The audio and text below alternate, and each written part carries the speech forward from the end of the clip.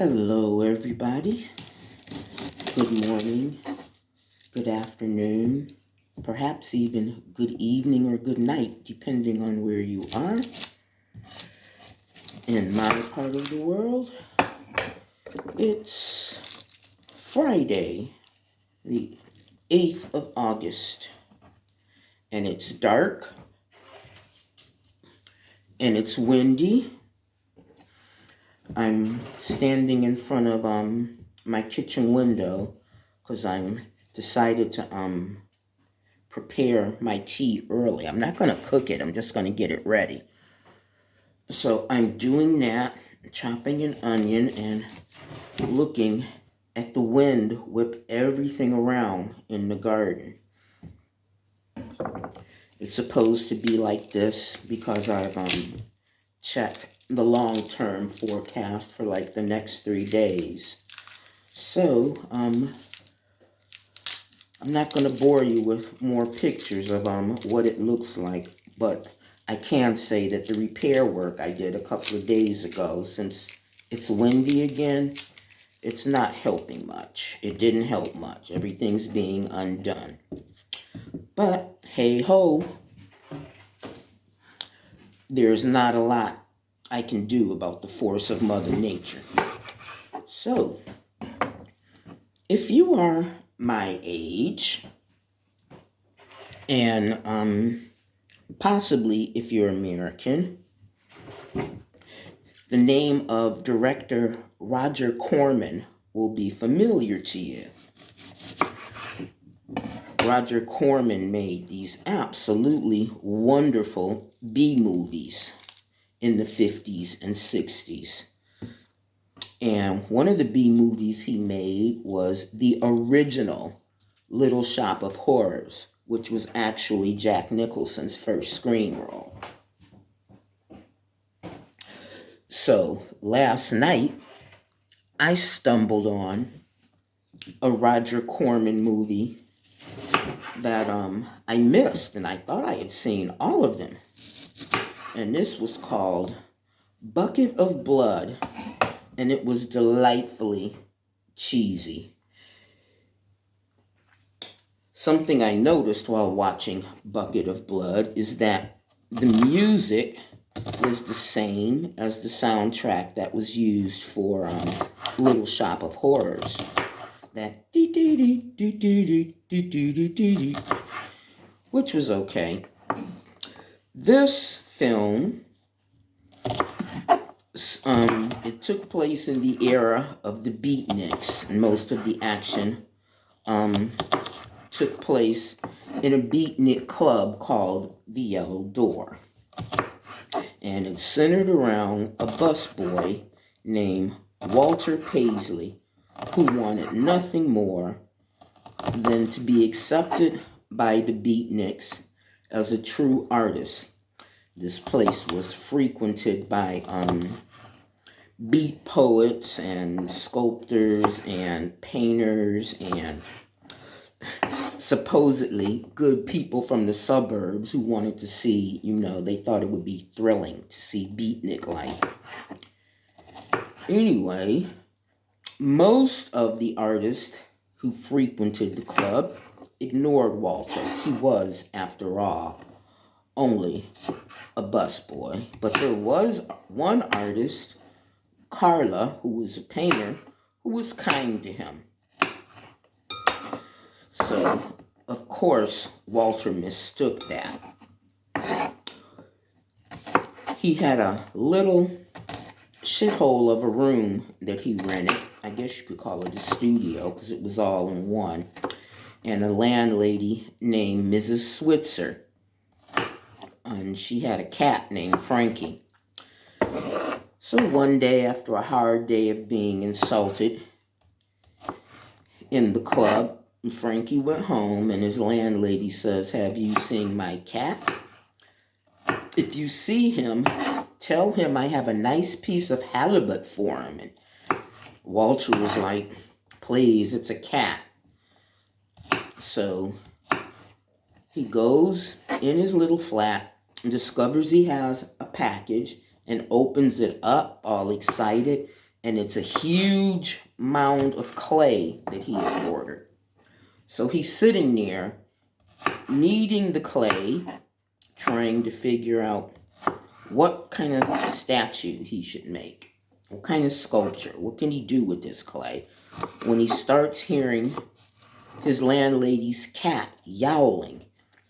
And it appears the cat is trapped inside the wall. So after some useless yelling at the wall, "Shut up, Frankie, shut up," he gets up and he takes a big kitchen knife and he stabs it into the plasterboard wall. On the other side of the wall, where he plunges the knife, is the cat. So you hear, meow. And then, since it is cheap plasterboard wall, and this is a movie, he kind of like cuts around it in a circle, and the cat falls out. Dead. So, he takes the cat over to his table, and he's studying it, and he's looking at it, and you can almost see the light bulb go on in his head. He has an idea. For his first sculpture, he covers the cat in clay, and the slit that was made by the knife, he puts a steak knife in there, and he covers that too. And then he takes it to his job the next day, and he shows it to everybody.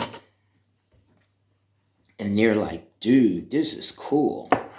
Man, this is like, it's the beatnik era," so they use all the appropriate cheesy words from that era.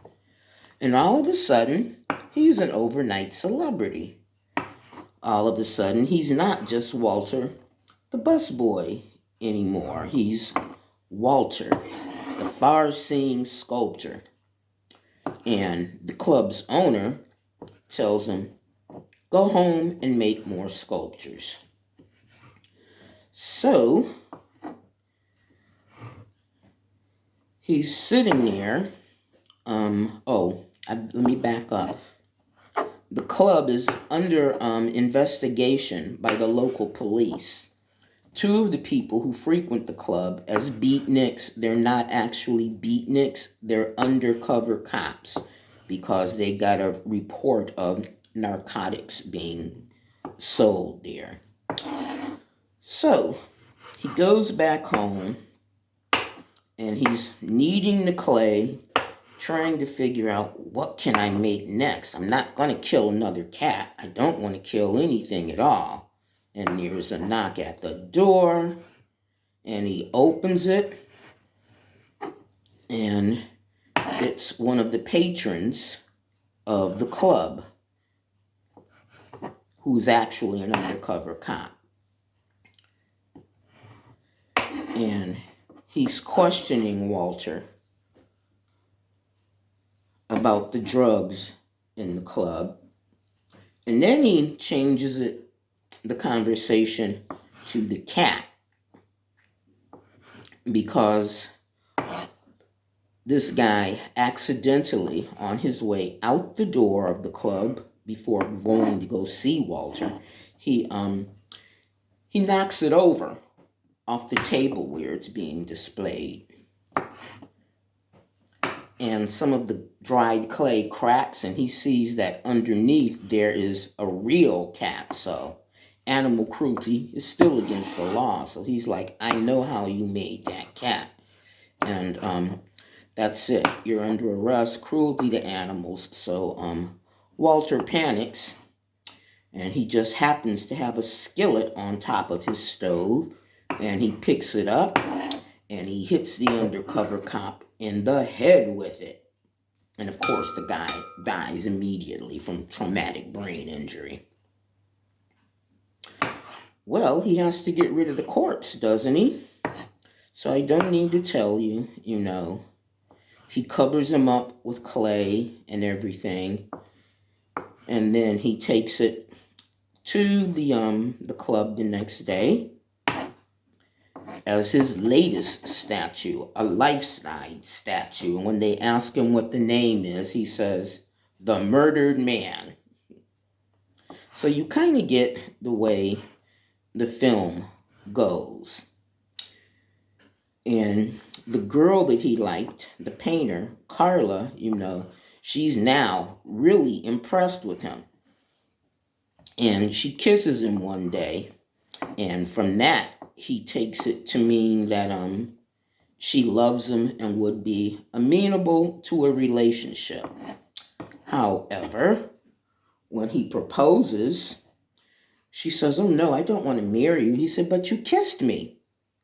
She says, "Oh, that was just a kiss, a congratulatory kiss on your first life-size statue." So, if you've never seen it, I won't ruin it for you. It's amusing. And the good thing about Roger Corman films is that they weren't very long. I think this is like 75 minutes. But if you have 75 minutes to waste, then, I think you'd like it. So, okay, I think I'm done chopping. What I am making for my tea today is meatloaf. But I'm chopping the onions and the olives. And yes, I put chopped olives in my meatloaf. It's a little tip I got from, again, the movies. The movie, The Women of Brewster Place. If you've never done it, try it. So, I'm going to finish this and pop my meatloaf in the oven. And that's about it. Anna, thank you very much for your message of encouragement. I needed that. Throughout my life, I've battled depression on and off, and I've been medically treated for it since 1990. So, mostly, I'm happy and stuff, especially since retiring. A lot of the stress has been removed, but sometimes, things get to me that I don't want to share on camera. But anyway, thanks for the message. So, in parting, if it's your birthday, happy birthday. If life is not going quite the way you had planned and you're struggling, it will get better. Believe that. It'll get better. And until the next time, thanks as always for tuning in. Stay safe and live well. Bye for now.